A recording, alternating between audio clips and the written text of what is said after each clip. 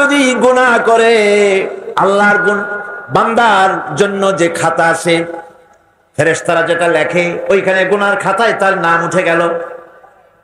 রব্বুল আলামিন বলেন, আমার বান্দা যদি গুনাহ করার পর বুঝতে পেরে যখন তওবা করে, তখন শুধু গুনাহ মাফ করি না, গুনার খাতা থেকে নামটাও আমি মুছে ফেলে দেই। সুবহানাল্লাহ। এ হচ্ছেন সেই আল্লাহ, এবং আমি তার সাইয়্যাতগুলি হাসানাত দিয়ে বদলায় দেই, তাকে উত্তম ভাবে আমি পুরস্কৃত করি। শুধু তাই নয়, শয়তানের ওয়াসওয়াসায় পড়ে বান্দা যখন একটা গুনাহ করে, আল্লাহ বলে দিয়েছেন একটা গুনাহ লিখবি। আদম আলাইহিস সালামকে আল্লাহ পাক যখন দুনিয়ায় পাঠিয়ে দিলেন, হযরত হাওয়া যখন দুনিয়া আসলেন, আর শয়তানের বুজুর্গি সব শেষ হয়ে গেল। শয়তানে বলল, আল্লাহ আমার সব ইবাদত নষ্ট হইল আদমের জন্য, আমি তোমার কাছে ফরিয়াদ জানাই, তুমি 7টা জাহান্নাম বানাইছো, এই জাহান্নাম আরো বানাও। আমি তোমার এই জাহান্নামগুলি তোমার বান্দাগুলি দিয়ে ওয়াসওয়াসা দিয়ে এই জাহান্নাম ভরে দেব। যে আদমের জন্য আমার সমস্ত ইবাদত পণ্ড হলো, সেই আদম সন্তান সব আমি জাহান্নামে পাঠাবো। আল্লাহ রাব্বুল আলামিন বললেন, এই কোরআন শরীফের ভিতরে আছে, আল্লাহ পাক বলেছেন, ও আমার ফেরেশতারা, শয়তান কি বলল শুনেছো? আমার বান্দা যখন শয়তানের ওয়াসওয়াসায় পড়ে একটা নেকের একটা গুনাহ নিয়ত করবে, গুনাহ করার নিয়ত করবে, গুনাহটা করে নাই, পাপ লিখবা না। গুনাহ করা হয়ে যাওয়ার পর একটা গুনার জন্য একটা গুনাহই লিখবা। আর যদি আমার বান্দা কোন একটি নেকির কাজের নিয়ত করেছে, হজের নিয়ত করেছে, হজে যায় নাই, মাদ্রাসা মসজিদে দান করবে, চট্টগ্রাম তাফসীরুল কোরআন মাহফিলে দান করবে, করে নাই এখনো, শুধু নিয়ত করেছে, নেক নিয়তের কারণে আমলনামায় একটা নেকি লিখে দিবা। আর যখন নেকির কামটা করা হয়ে যাবে, আল্লাহ পাক বলেন, মান জাআ বিল হাসানাতি ফালাহু আশরু আমসালিহা। নেকির কাজটা যখন করা হয়ে যাবে, আমার বান্দার আমলনামায় একটা নেকের পরিবর্তে 10টা গ্রেস মার্ক লাগাইয়া 10 গুণ বাড়াইয়া দিবা। সুবহানাল্লাহ। আমি বান্দা, আল্লাহ পাক বলেন, বান্দার কোন আমলের উপরে আমি জুলুম করি না। বান্দা যদি যে সব কাজ করবে, সমস্ত নেক কাজের জন্য আমি তাকে সওয়াব দান করব। শুধু তাই না, সৎকর্মশীল ব্যক্তিদের রুজিতে আমি বরকত দিয়ে দিব। সুবহানাল্লাহ। কোন ভালো কাজ যারা করবে তাদের রুজিতে আল্লাহ পাক কি করবেন? فالذين آمنوا وعملوا الصالحات لهم مغفرة ورزق كريم। যারা ঈমান আনবে এবং ভালো কাজ করবে, আমি তাদেরকে উত্তম রিজক দান করব। শুধু তাই নয়, আমলে সালিহ যারা করবে, সৎকর্মশীল লোকদের, তাদের জন্য রয়েছে আমার কাছে ক্ষমা, মাগফিরাত। وَإِنِّي لَغَفَّارٌ لِمَنْ تَابَ وَآمَنَ وَعَمِلَ صَالِحًا ثُمَّ اهْتَدَى। নিঃসন্দেহে আমি ক্ষমাশীল ওই সব বান্দাদের জন্য যারা সৎ কাজ করে, আমলে সালেহ করে, নেক কাজ করে, আর গুনাহ থেকে তওবা করে, আর এই তওবার উপরে, হেদায়েতের উপরে টিকে থাকে। আমি তাদের গুনাহগাশি আমি রব্বুল আলামিন মাফ করে দেই। গুনাহ খাতাকে ক্ষমা করে দেব। যারা ঈমান আনবে, আমলে সালেহ করবে, নেক কাজ করবে, তাদেরকে আল্লাহ পাক ক্ষমার ওয়াদা করেছেন। বন্ধুগণ, ঈমান এবং আমলে সালেহ কারীদের জন্য আল্লাহ পাক বলেছেন, আমি তাদেরকে ক্ষমতা দেব, রাষ্ট্রীয় ক্ষমতা দেব। সুবহানাল্লাহ। যারা আমলে সালেহ করবে, কোরআন শরীফে এমন জায়গা খুব কম আছে যেখানে ঈমানের কথা আছে আর আমলে সালেহের কথা নাই। প্রায় সকল জায়গায় ঈমান আর আমলে সালেহের কথা পাশাপাশি আল্লাহ পাক বলেছেন। মাওলানা শাহ আতাউল্লাহ বুখারী রাহমাতুল্লাহ আলাইহি গোলাম আহমদ কাদিয়ানীকে একবার প্রশ্ন করেছিলেন, তুমি যে নবুয়তের দাবি করছো, এই শক্তি কোথায় পাও? তিনি দলিল চান নাই। কে তোমাকে এই শক্তি জুগিয়েছে? গোলাম আহমদ বলেছে, কোরআন জুগিয়েছে। কোরআন আমার সম্পর্কে বলেছে, ইয়াতি মিন বাদ ইসমুহু আহমদ, আমার পরে একজন আসবেন। হযরত ঈসা আলাইহিস সালাম বলেছেন, যার নাম হচ্ছে আহমদ। আমি তো সেই আহমদ। মাওলানা বুখারী বলেন, আরে বেটা, তোমার নাম তো গোলাম আহমদ। অর্থাৎ ঈসা আলাইহিস সালাম যার পেশেন্টগুই করেছেন, যার ফোরকাস্ট করেছেন, ভবিষ্যৎবাণী করেছেন, তুমি সেই আহমদ, তার গোলাম, সেই আহমদের গোলাম তুমি। গোলাম আহমদ বললেন, দেখুন আমার নাম হচ্ছে গোলাম আহমদ। এখন আপনি যখন এটা নিয়ে তর্ক সৃষ্টি করলেন, তখন আমি বলতে চাই আমার নামের প্রথম শব্দ বাদ দিয়ে দিলাম, এই নাম আর ব্যবহার করবো না। আমার নামের প্রথম শব্দ হচ্ছে গোলাম।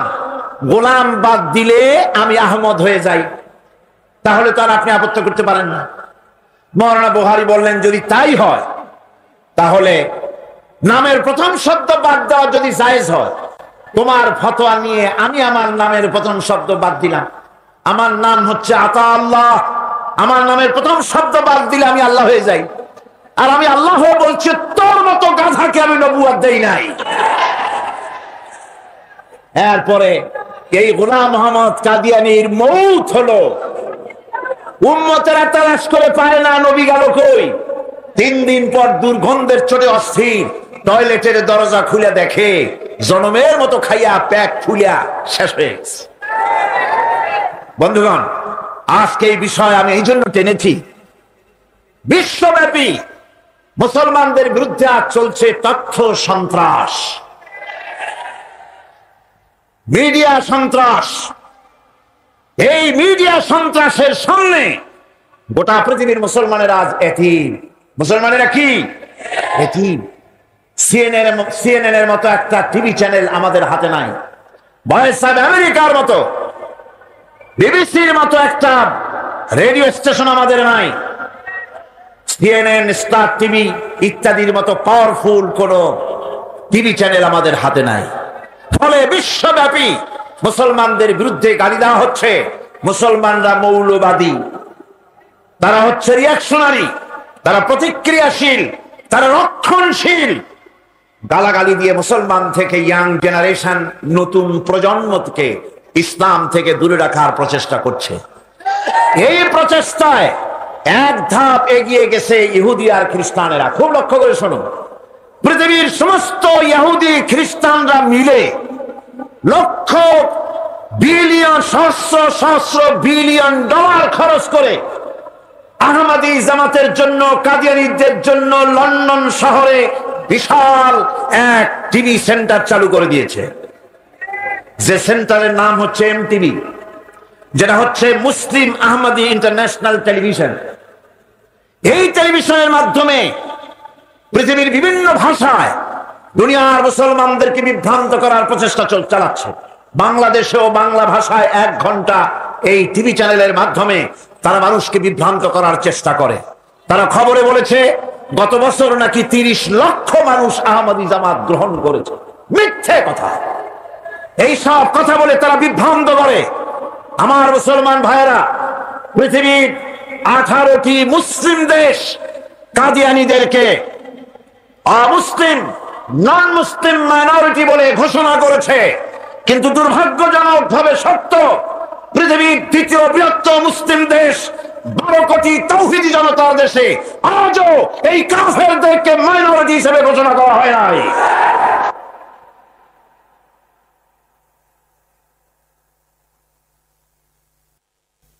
তাফসীরুল কোরআন মাহফিল থেকে সরকারের কাছে আবেদন করব, আমরা সরকারকে জানিয়ে দিতে চাই, ইসলামের দুশমন, কোরআনের দুশমন, খাতমে নবুয়তের দুশমন গোলাম মোহাম্মদ কাদিয়ানী আর তার আহমদী জামাতকে নন মুসলিম মাইনরিটি কাফের হিসাবে পার্লামেন্টে ঘোষণা করা হোক। আপনারা এই প্রস্তাবে রাজি আছেন?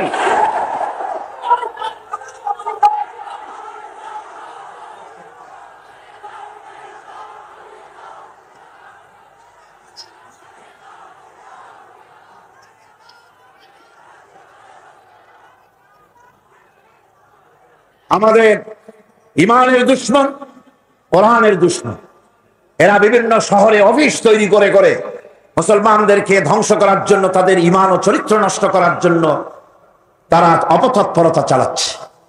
এদের সাথে আমরা একথা বলতে চাই না যে তাদেরকে চাকরি দেওয়া না হোক। আমরা যেমন এদেশে একটা হিন্দুকে চিনি, একজন খ্রিস্টানকে চিনি, একজন বৌদ্ধকে চিনি। আমরা কাদিয়ানীদেরকেও চিনতে চাই। সরকারের মিলিটারি ডিপার্টমেন্টে, সরকারের সেক্রেটারিয়েটে, পার্লামেন্টে, বঙ্গভবনে, আদালতে, কোর্ট কাছারিতে কত জায়গায় কতগুলি কাফের আছে, আমরা তাদেরকে চিনতে চাই। তাদেরকে কাফের হিসেবে চিহ্নিত করতে হবেই হবে। আউযু বিল্লাহি মিনাশ শাইতানির রাজিম। বিসমিল্লাহির রাহমানির রাহিম।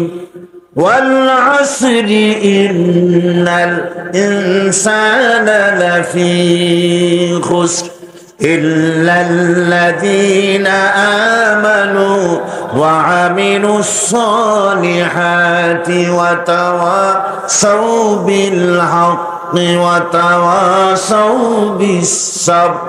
সাদাকাল্লাহুল আযীম। পৃথিবীর সমস্ত মানব মণ্ডলীর জীবন হচ্ছে ক্ষতিগ্রস্ত, ব্যর্থ। 7টা কাজ করলে জীবন হবে সফল। কয়টা কাজ? 7টি কাজ করলে জীবন সফল হবে। সেই 7টি কাজের মধ্যে একটি কাজ হচ্ছে ঈমান, যে ঈমানের কথা আমি গত 2 দিন আপনাদের সামনে আলোচনা করেছি। আজকে দ্বিতীয় বিষয়টি আমলে সালেহ, নেক কাজ সম্পর্কে কিছু কথা আপনাদের সামনে আলোচনা করতে চাই। অবশ্য আলহামদুলিল্লাহ, যে বিষয় আমি আজকে আলোচনা করতে চাই সেই বিষয়ের উপরে আমার ভাইজান আল্লামা হযরত মাওলানা সৈয়দ কামাল উদ্দিন জাফরি মাদাজুল্লাহুল আলী, তিনি খুব সুন্দর করে জামে মানে বক্তব্য আপনাদের সামনে রেখেছেন। ঈমানের কোনো দাম নাই যদি আমলে সালেহ না থাকে। ঈমান হচ্ছে এক, এটা মূল্যহীন হয়ে পড়ে যদি আমলে সালেহ না থাকে। ঈমান হচ্ছে এক, এক তো নিশ্চয়ই বোঝেন, একটা অঙ্ক এক। আর আমলে সালেহ হচ্ছে 0, 0। এই একের সামনে একটা শূন্য লাগালেন, ঈমান এনেছেন, একটা নেক কাজ করেছেন, তাহলে কত হয়ে গেল? 10 হলো। আর একটা ভালো কাজ করলেন, কত হইল? আরেকটা দিলেন, আরেকটা নেক কাজ করলেন, কত হলো? এভাবে করে শূন্য যত বসাবেন, তার মানে ভালো কাজ যত করবেন, আপনার ঈমানের মর্যাদা তত বৃদ্ধিপ্রাপ্ত হতে থাকলো। আর এই নেক কাজগুলি, এই শূন্যগুলি বসাতে হবে একের ডান দিকে। কোন দিকে? ডান দিকে। যদি বাম দিকে বসান, একটা 1 লিখে বাম দিকে শূন্য লেখা আরম্ভ করলেন, একেবারে ফেনি পর্যন্ত, কোনো দাম আছে? কোনো দাম নাই। এই জন্য বামপন্থীদের কোনো দাম নাই। যারা নিজেদেরকে বামপন্থী বলে পরিচয় দেয়, বামপন্থী আন্দোলন করে, মুসলমানের সন্তান, আর পরিচয় দেয় বামপন্থী, এর চাইতে নির্লজ্জ আর হতে পারে বলে আমার জানা নেই। আসহাবুল ইয়ামিন, আসহাবুশ শিমাল, ডানপন্থী আর বামপন্থীর কথা আল্লাহ পাক কোরআনে কারীমের মধ্যে বলেই দিয়েছে। ডানপন্থী হচ্ছে মুমিনেরা, আল্লাহর মুমিন বান্দারা ডানপন্থী, আর তাদের নেতা হচ্ছেন নবীরা। নবীরা এই মুমিন বান্দাদেরকে নিয়ে, ডানপন্থীদেরকে নিয়ে নবীরা আল্লাহর জান্নাতে চলে যাবেন। আর বামপন্থীদের নেতা হচ্ছে শয়তান। বামপন্থীদের নেতা কে? শয়তান। শয়তানেদের নেতৃত্ব দিয়ে কোথায় নিয়ে যাবে? জাহান্নামে নিয়ে যাবে। সুতরাং আপনাকে বসতে হবে, নেক কাজগুলি করতে হবে, যা যেন একের বাম দিকে চলে না যায়। অর্থাৎ যে ব্যাখ্যা ভাইজান দিয়েছেন, যে ব্যাখ্যা হযরত মাওলানা জাফরি সাহেব দিয়েছেন, যে নেক কাজ করতে হবে আল্লাহকে খুশি করার জন্য, কাজটা ভালো হওয়ার জন্য শর্ত 2টা। একটা হচ্ছে কাজটা হতে হবে আল্লাহকে খুশি করার জন্য। কারে খুশি করার জন্য? আল্লাহ পাককে খুশি করার জন্য হতে হবে। আর 2 নম্বরে কাজটা হতে হবে সুন্নতে নববী সাল্লাল্লাহু আলাইহি ওয়াসাল্লাম, রাসূল করিম সাল্লাল্লাহু আলাইহি ওয়াসাল্লামের সুন্নতের উপরে কাজটি হতে হবে। তাহলেই আপনার আমলটা সহি হয়ে গেল। আপনি আমি নিজের আন্দাজ করে কাজটা খুব ভালো হয়েছে মনে করলেই হবে না।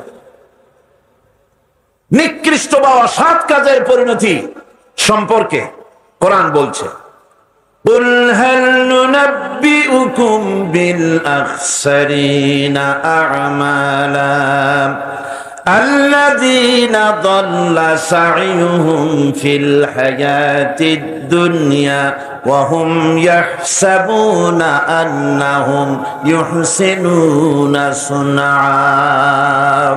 আমি কি তোমাদেরকে বলবো না যে কোন আমল তোমাদেরকে ক্ষতিগ্রস্ত করবে? সেটা হচ্ছে সেই আমল যারা দুনিয়ার জীবনে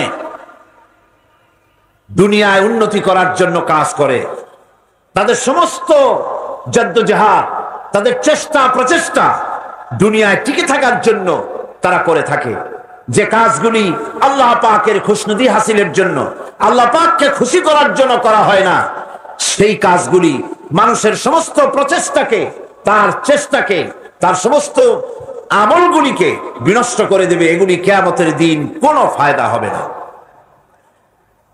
আল্লাহ রাব্বুল আলামিন কোরআনে কারীমের মধ্যে বলছেন, উলাইকাল্লাযীনা কাফারু বিআয়াতি রাব্বিহিম ওয়া লিকাইহি ফাহাবিতাত আ'মালুহুম ফালা নুকিমু লাহুম ইয়াওমাল কিয়ামাতি ওয়াজনা। যারা নাকি আমার মহাসত্যকে অস্বীকার করেছে, আমার আয়াতকে অস্বীকার করেছে এবং আমার সঙ্গে দেখা করতে হবে এই বিষয় যারা অস্বীকার করেছে, তাদের কোন জিনিস, তাদের আমলের প্রতি আমি কিয়ামতের দিন কোনো ভ্রুক্ষেপ করব না। এগুলির কোনো মূল্য আমার কাছে হবে না। নেক কাজ করলে পরে সেই নেক কাজের জাযা আল্লাহ রাব্বুল আলামিন দিবেন, যদি তার পেছনে উদ্দেশ্য থাকে আল্লাহকে খুশি করা। এই শীতকাল যখন আসে তো মানুষের অন্ধদের চোখ ভালো করার জন্য বিভিন্ন জায়গায় অন্ধ শিবির করা হয়। বহু মানুষ আছে যারা মানুষের উপকারের জন্য কুয়া বানায়, টিউবওয়েল বানায়, রাস্তা তৈরি করে দেয়, তারপরে হসপিটাল বানায়, স্কুল কলেজ তৈরি করে, অনেক ভালো ভালো কাজ করে। এই ভালো কাজগুলির পেছনে যদি আল্লাহকে খুশি করার উদ্দেশ্য না থাকে তাহলে এগুলির কোনো মূল্যায়ন হবে না। এগুলির পাওনা যেটা, সেটা আল্লাহ পাক এই পৃথিবীতে তাদেরকে দিয়ে দিবেন। দুনিয়ায় তার যা পাওনা সব এখানেই দিয়ে দিবেন। এবং এখানে আল্লাহ পাক দেন যে, তার প্রমাণ তো আমরা দেখতে পাই। স্বাভাবিক তো এটা ছিল, যারা নামাজি, যারা দিনদার, তারা পরেশগার, তাদের বাড়িঘর, দালান কোঠা, গাড়ি বাড়ি, ইন্ডাস্ট্রি, মন্ত্রিত্ব ইত্যাদি সব তাদের হওয়া উচিত ছিল। কিন্তু আমরা কি দেখতে পাই? আমরা দেখতে পাই না। বরং যারা নাকি নামাজ নাই, রোজা নাই, হজ নাই, যাকাত নাই, তাদের বরং উন্নতির কোনো অভাব নাই। কথা ঠিক কিনা? কথা ঠিক কিনা? তাহলে এটা হলো কেন? এইটা দিয়ে আপনাদের বিভ্রান্ত হওয়ার কোনো কারণ নাই। এটা দিয়ে বিভ্রান্ত হওয়ার কোনো কারণ নাই। আল্লাহ খুশি হয়ে তাদেরকে এগুলি দিচ্ছেন তা না। বরং ওই যে একটা ঘটনা আমি আপনাদেরকে শোনাই, যে একজন একটা খাসি আর একটা গাধা পুষত। তারপরে লোকটি তার খাসিকে খুব যত্ন করত, গাধাকে যত্ন করত না। গাধা একদিন খাসিকে বলছে, খাসি একদিন গাধাকে বলছে, গাধা তুই তো আসলেই গাধা। গাধা বলছে, তা আমি তো গাধাই, তা আমার এরকম গাল দিয়ে লাভ কি? গাল দিচ্ছে এই জন্য মালিক আমাকে কত যত্ন করে, তাকে লক্ষ্য করেছো? তোমাকে কিন্তু কোনো যত্ন করে না। বাইরে থেকে আসার সময় একটা থাপ্পড় দেয়, যাওয়ার সময় একটা লাথি দেয়, আর আমার ঘাড়ের উপরে হাত বুলায়, আমাকে গোসল করায়, ভুসি টুসি খাওয়ায়, কত যত্ন করে। দাদা বলছে, আসলে খাসি তোমার এত যত্ন কেন, তাকে তুমি জানো? কয় না, তা তো জানি না। তোমার যত্ন বেড়েছে, কোরবানির চাঁদ উঠেছে সেই জন্যে। এই পৃথিবীতে অন্যায় কাজ করার পরেও যারা নাকি পৃথিবীর বুকে সুখ পায়, শান্তি পায়, কোন জিনিসের অভাব নাই, নেতৃত্ব আছে, ক্ষমতা আছে, বাড়ি আছে, গাড়ি আছে, ইন্ডাস্ট্রি আছে, সবকিছু আছে, কোন জিনিসের অভাব নাই, তারা অহংকারে মেতে ওঠে, ভাবে আল্লাহ বুঝি খুব রহমত করতেছেন। না, ওর যা পাওনা সব এখানে শেষ করে দিল, ওর কিন্তু শান্তি নাই। শান্তি নাই। শান্তি তো আলাদা জিনিস, শান্তি আলাদা জিনিস। সৎ লোকেরা সেরা খাতা গায়ে দিয়ে ছোট্ট ঝুপড়ির মধ্যে থেকে যে আরাম পায়, অসৎ উপায় উপার্জিত টাকা দিয়া এসি রুমের ভিতরেও বড় লোকেরা সেই শান্তি পায় না। কথা ঠিক কিনা? সেই শান্তি পায় না। বড় লোক রোগের অভাব নেই, নানান রোগ, খাইতে পারে না। যদি পয়সার কিন্তু অভাব নেই, খাইলে কিন্তু প্রত্যেক দিন পোলাও, কোরমা, বিরিয়ানি, জর্দা, জম্মের খাওয়া খাইতে পারে, কোনো অসুবিধা নাই। কিন্তু ডাক্তার তার রুজিকে কন্ট্রোল করে দিয়েছে। ডাক্তার বলেছে খাসির চর্বি খাওয়া যাবে না, পাঙ্গাস মাছের পেটি খাওয়া যাবে না, লইট্টা ফিশ খাওয়া যাবে না। কি খাইতে হবে? খাইবার সকালবেলা ডিমের একটা পুষ, দুপুর বেলায় এক স্লাইস টুস, আর রাতের বেলায় ফলের এক কাপ জুস। রুজি কন্ট্রোল হয়ে গেছে। রুজি নেই, ঘরের মধ্যে শান্তি নাই, রিজ কন্ট্রোল হয়ে গেছে, ঘরেও শান্তি নাই। বউতে পছন্দ করে না, সে ঘরে আসছে, এসে দেখে বউ চলে গেছে আর এক জায়গায়। ছেলে মেয়েতে কথা শোনে না, বউতে শান্তি নাই, ছেলেতে শান্তি নাই, মেয়েতে শান্তি নাই। শান্তি, piece of mind, piece of mind, এটা টাকায় হয় না, বাড়িতে হয় না, গাড়িতে হয় না, কিসে হয়? আলা বিযিকরিল্লাহি তাতমাইন্নুল কুলুব। আল্লাহ রাব্বুল আলামিন বলেন, একমাত্র আমার স্মরণ, আমার জিকির, আমার স্মরণ মানুষের দিলকে, অন্তরাত্মাকে ঠান্ডা করে দিতে পারে। বান্দা যখন জিকির করে আল্লাহ আল্লাহ আল্লাহু লা ইলাহা ইল্লাহু, জোরে করেন আল্লাহ আল্লাহ আল্লাহু লা ইলাহা ইল্লাহু, সুবহানাল্লাহ আলহামদুলিল্লাহ লা ইলাহা ইল্লাল্লাহ, সুবহানাল্লাহ আলহামদুলিল্লাহ লা ইলাহা ইল্লাল্লাহ, লা ইলাহা ইল্লাল্লাহু মুহাম্মাদুর রাসূলুল্লাহ। কি বলেন, এই জিকিরে মজা লাগলো না খারাপ লাগলো? খারাপ লাগলো না মজা লাগলো? আল্লাহ রাব্বুল আলামিনের নাম কোন বান্দা যদি মহব্বতের সাথে দিলের সবটুকু আবেগ নিয়ে একবার যদি কোনো বান্দা ডাক দেয় আল্লাহ, আল্লাহ নয়, কি ডাক দেয়? আল্লাহ, বলেন আল্লাহ। একবার যদি दिल থেকে उच्चारण करे, दिल से जुबात निकलती है, असर रखती है, दिल से जुबात निकलती है, असर रखती है, पर नहीं मगर ताकते परवाज रखती है। दिल থেকে যে কথা বের হয় সে কথা প্রভাব বিস্তার করে, ডানা নাই কিন্তু উঠতে পারে। যখন আল্লাহর গোলামেরা, আল্লাহর বান্দারা দুঃখে পড়ে, কষ্টে পড়ে, মুখ থেকে একবার যদি আল্লাহ এই শব্দ বলে যদি চিৎকার মারে, রব্বুল আলামিন 70 বার সাড়া দিয়ে বলেন, বান্দা কি চাও, আমি হাজির। শান্তি বাড়িতে নয়, গাড়িতে নয়, ইন্ডাস্ট্রিতে নয়, মন্ত্রিত্বে নয়, শান্তি নাই। অসংখ্য পুলিশের পাহারায় থাকা লাগে সব সময়, শান্তি নাই। কে কোন জায়গা দিয়ে ফুটুস করে দেয়, ভরসটে অস্থির। বন্ধুগণ,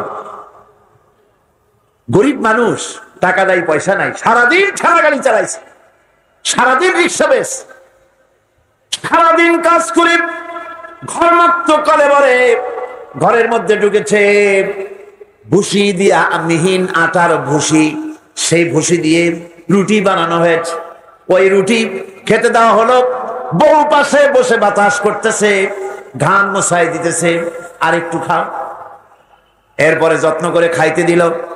গরিব মানুষ খাইয়া খুইয়া শুয়ে গেছে, ঘরের মধ্যে এসি নাই, গদি নাই, ঘরের ভিতরে তো সুখ নাই, ল্যাপ নাই, শর্ট বিছায় দিয়েছে, বালিশটা এত শক্ত মনে হয় যেন ইটের উপরে কভার লাগানো। এই বালিশের উপরে মাথা রেখে ঘুম শুয়ে গেল। সিডেক্সিন খাওয়া লাগে নাই, রিল্যাক্সিন খাওয়া লাগে নাই, ভ্যালিয়াম খাওয়া লাগে নাই, মগাডন খাওয়া লাগে নাই, ঘুমের ঔষধ একটাও খাওয়া লাগে নাই। শুয়ে এমন ঘুম দিল, নাকের আওয়াজে ট্রাকের ইঞ্জিনের আওয়াজ ফেল করে গেল।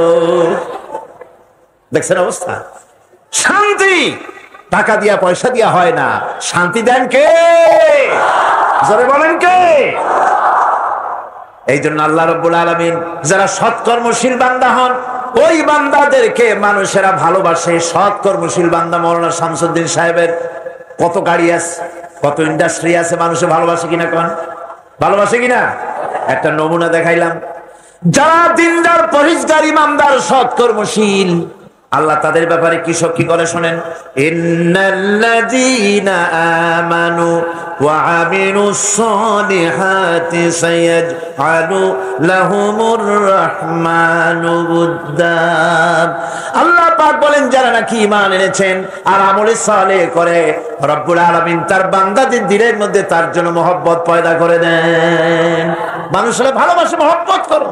কোরআনে কারীম পরিষ্কার করে ঘোষণা করছেন, আল্লাহ রাব্বুল আলামিনের নবী তাকেও কাফির বেঈমানেরা দুনিয়া থেকে মিটাই দিতে চেয়েছে।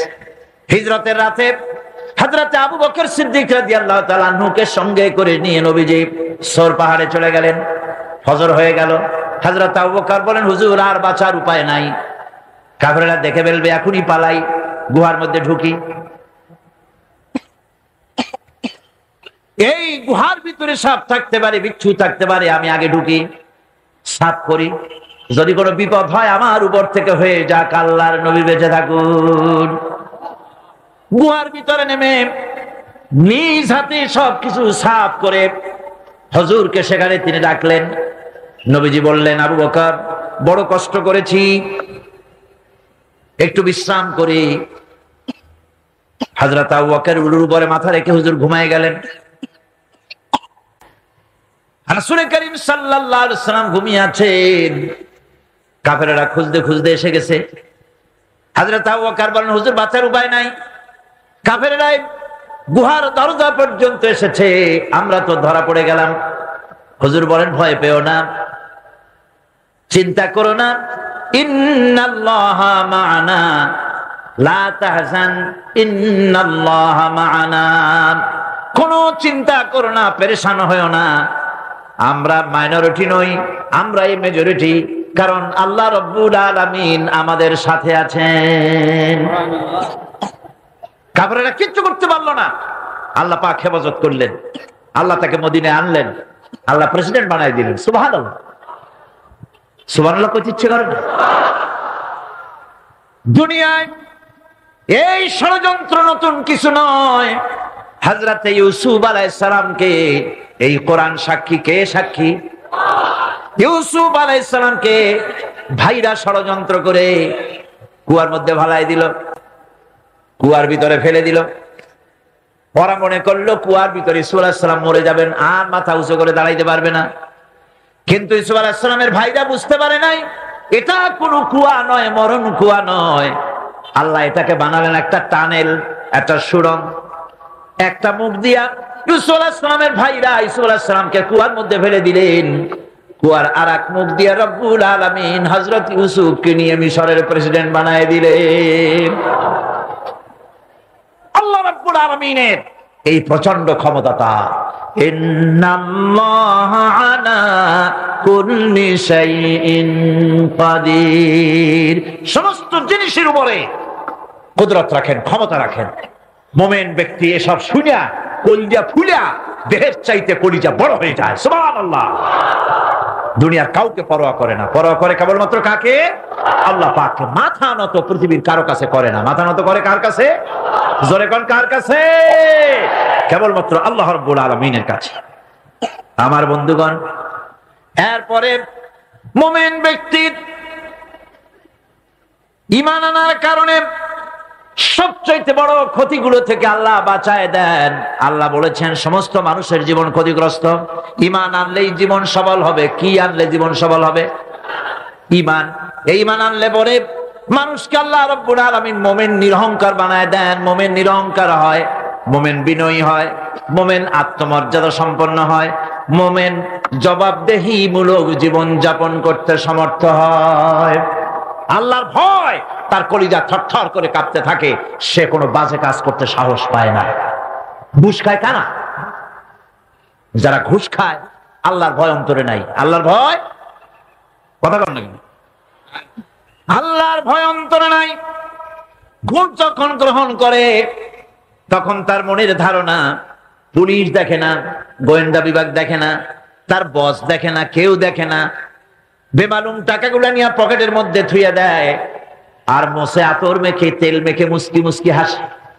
অনেক টাকা পাইয়া গেছি, বউরে সোনা দিয়ে অনেক কিছু বানায় দেব, বাড়ি 5 তলা আছে 10 তলা বানাবো, গাড়ি একটা আছে আরো 2টা কিনবো। অফিসার সাহেব যদি বুঝতেন পুলিশ দেখে না, গোয়েন্দা বিভাগ দেখে না, বস দেখতে পাচ্ছে না, কিন্তু এই জমিনের স্রষ্টা, ওই বিশাল আকাশের স্রষ্টা আল্লাহ রাব্বুল আলামিনের চোখকে আমি ভাগিয়ে দিতে পারি নাই। এই খেয়াল যদি কোন অফিসার করে, ঘুষ কি খাইতে পারে? ঘুষ নিতে পারে? পারে না। একদিকে ঘুষ খায়, আবার হজ করতেও যায়, মাশাআল্লাহ, আবার নামাজও পড়ে, কোন জায়গায় মুরিদও হয়, আবার দেখা যায় কপালে দাগও পড়ে গেছে সেজদা দিতে দিতে, আবার ঘুষও খায়। আজিব তামাশা।